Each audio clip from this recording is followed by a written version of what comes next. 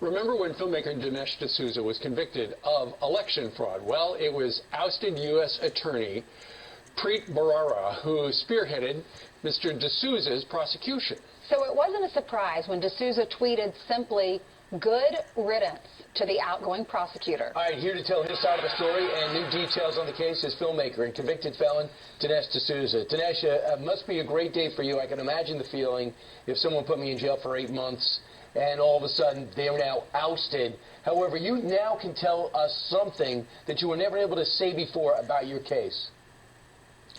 Well, a congressional oversight committee has been trying to get a copy of my case file now for well over a year, and Bharara's office as well as the Obama administration had been blocking it, basically saying this is an ongoing case.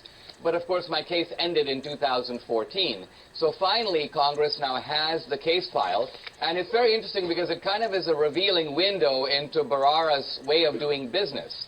The first thing that's highlighted inside my case file is I'm a conservative. I'm a prominent critic of the Obama administration. Now, this should be completely irrelevant in the decision about whether to prosecute me. It should be beside the point. But of course, in Bharara's case, it was the point. So there's evidence in this case file, and there's a lot more, that this was a political prosecution conducted by Bharara as a henchman for the Obama administration. Who is Preet Bharara?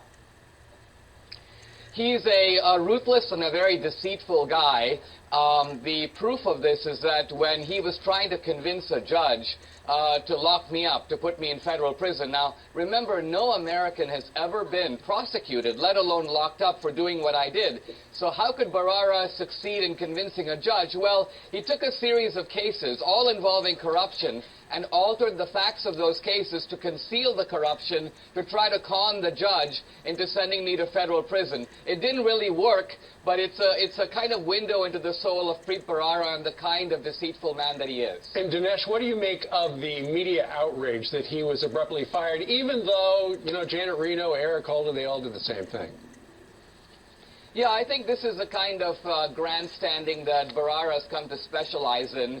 He's a media darling because he kind of plays to all this, and he's kind of acting like he's some sort of a martyr. But of course, presidents have a right to appoint their own guys, and so for me, this is actually kind of nice. When I was in confinement, Bharara was laughing. Now that he's unemployed, I'm kind of laughing. Right. Well, yeah, we'll see what happens. And that's very interesting. And by the way, if you want to get Dinesh D'Souza's movies to put him in jail, because it angered the Obama administration so much, many believe, go out and get it. Dinesh D'Souza, thanks so much. Thanks, Dinesh.